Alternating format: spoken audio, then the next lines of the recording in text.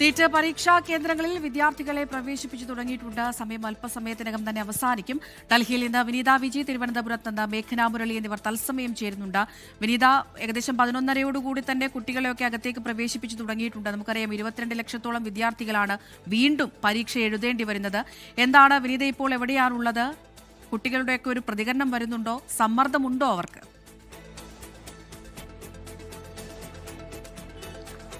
അമൃത, ഞാനിപ്പോൾ ഉള്ളത് ഡൽഹിയിലെ കേന്ദ്ര വിദ്യാലയയിലാണ്. ഡൽഹി ക്യാൻഡിലെ കേന്ദ്ര വിദ്യാലയമാണ്. ഇവിടെ സെന്ററാണ്. വിദ്യാർത്ഥികളൊക്കെ തന്നെ ഇപ്പോൾ നമുക്ക് ദൃശ്യങ്ങളിൽ കാണാൻ കഴിയുന്ന പോലെ തന്നെ അവർ ഈ സെന്ററിലേക്ക് പ്രവേശിക്കുന്ന ദൃശ്യങ്ങളാണ് നമുക്ക് കാണാൻ കഴിയുന്നത്. പരിശോധനകളെല്ലാം പൂർത്തിയാക്കി വിദ്യാർത്ഥികൾ ഈ സെന്ററിലേക്ക് പ്രവേശിക്കുകയാണ്. ഒപ്പം ഏറ്റവും പ്രധാനമായി പറയേണ്ടത്, ഇനി ഏതാണ്ട് 20 മിനിറ്റ് മാത്രമാണ് വിദ്യാർത്ഥികൾക്ക് ബാക്കിയുള്ളത്. അതിന് മുൻപ് അവർ സെന്ററുകൾക്കുള്ളിലേക്ക് കയറണമെന്നുള്ളതാണ്. ഞാനിപ്പോൾ നിൽക്കുന്ന സെന്ററിന് പുറത്തേക്ക് വരുമ്പോൾ നമുക്ക് ദൃശ്യങ്ങളിൽ കാണാൻ കഴിയുന്നുണ്ട്. നാഷണൽ ടെസ്റ്റിംഗ് ഏജൻസി NTA ഒരു ക്ലോക്ക് ഇങ്ങനെ സജ്ജീകരിച്ചിരിക്കുകയാണ്. ഈ ക്ലോക്കിന്റെ സമയം കൃത്യം 1:30 എത്തുന്നതോടുകൂടി ഈ മെയിൻ ഗേറ്റ് അടയ്ക്കുമെന്നാണ് നിർദ്ദേശം നൽകിയിരിക്കുന്നത്. അതിന് മുന്നോടിയായി വിദ്യാർത്ഥികൾ പരിശോധനകളെല്ലാം പൂർത്തിയാക്കി ഉള്ളിലേക്ക് കയറുന്ന ദൃശ്യമാണ് നമുക്ക് കാണാൻ കഴിയുന്നത്. അവർ പരിശോധനയൊക്കെ പൂർത്തിയാക്കി പരീക്ഷയും തയ്യാറെടുപ്പുമൊക്കെയായി ബന്ധപ്പെട്ട് മുന്നോട്ട് പോവുകയാണ്. അതുകൊണ്ട് നമുക്ക് ഒരുപക്ഷെ ചിലർക്ക് ആശങ്കയൊക്കെ ഉണ്ട് എന്ന് നേരത്തെ നമ്മളുമായൊക്കെ സംസാരിച്ചപ്പോൾ പറഞ്ഞിട്ടുണ്ടായിരുന്നു.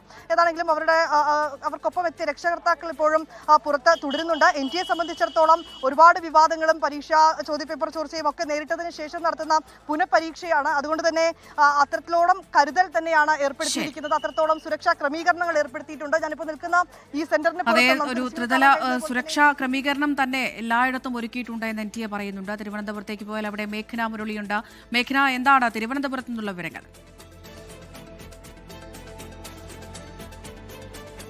അമൃത, ഞാനിപ്പോൾ നിൽക്കുന്നത് തിരുവനന്തപുരം ജില്ലയിൽ തന്നെ ഏറ്റവും കൂടുതൽ വിദ്യാർത്ഥികൾ പരീക്ഷ എഴുതുന്ന പട്ടം സെന്റ് മേരീസ് ഹയർ സെക്കൻഡറി സ്കൂളിലാണ്. ഇവിടെ അവസാന നിമിഷത്തിൽ വിദ്യാർത്ഥികൾ പരീക്ഷാ കേന്ദ്രത്തിലേക്ക് കയറിപ്പോകുന്ന കാഴ്ചയാണ്, ദൃശ്യങ്ങളാണ് കാണുന്നത്. അവർ എല്ലാ വിധത്തിലുമുള്ള തയ്യാറെടുപ്പുകൾ നടത്തി പരീക്ഷാ കേന്ദ്രത്തിലേക്ക് കയറുന്നു. കർശന സുരക്ഷയും ഇവിടെ ഒരുക്കിയിട്ടുണ്ട്. ഇവിടെ ഈ മെയിൻ എൻട്രൻസ് കടന്ന് ഇവിടുത്തെ പരിശോധനയ്ക്ക് ശേഷം വീണ്ടും ഒരു പരിശോധനയ്ക്ക് ശേഷമായിരിക്കും വിദ്യാർത്ഥികൾ പരീക്ഷാ റൂമിലേക്ക്, ഹാളിലേക്ക് കയറുന്നുണ്ടാവുക എന്നുള്ളതാണ്. വിദ്യാർത്ഥികളെ സംബന്ധിച്ച് അവർക്ക് ചെറിയ ആശങ്കകളൊക്കെ ഉണ്ട്. പക്ഷേ അതൊക്കെ പരിഹരിച്ച് അവർ മുന്നോട്ട് പോകുന്നു. അവർ നന്നായി പരീക്ഷ എഴുതുമെന്ന് തന്നെയാണ് എല്ലാ വിദ്യാർത്ഥികളും പ്രതീക്ഷ പങ്കുവയ്ക്കുകയും ചെയ്യുന്നത്.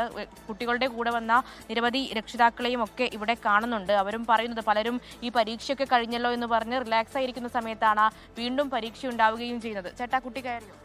കയറിയായിരുന്നു. ആശങ്ക ഉണ്ടായിരുന്നോ? ആശങ്ക ഉണ്ട്, വലിയ പ്രശ്നമല്ല. ഇത് ഒഴിവായാലും ബുദ്ധിമുട്ടുണ്ട്, പരീക്ഷ ക്യാൻസൽ ചെയ്തതിൽ.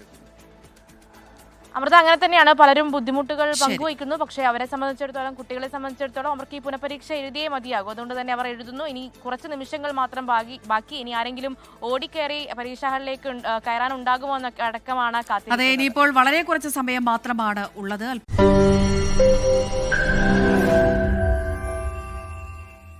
ലോകത്തെവിടെയായാലും ഏത് സമയത്തും 24 വാർത്തകളും ഓഗ്മെന്റഡ് റിയാലിറ്റി പാക്കേജുകളും എക്സ്പ്ലെയിനറുകളും വിശദമായി കാണാൻ ഞങ്ങളുടെ YouTube ചാനൽ നിങ്ങൾക്ക് സബ്സ്ക്രൈബ് ചെയ്യാം.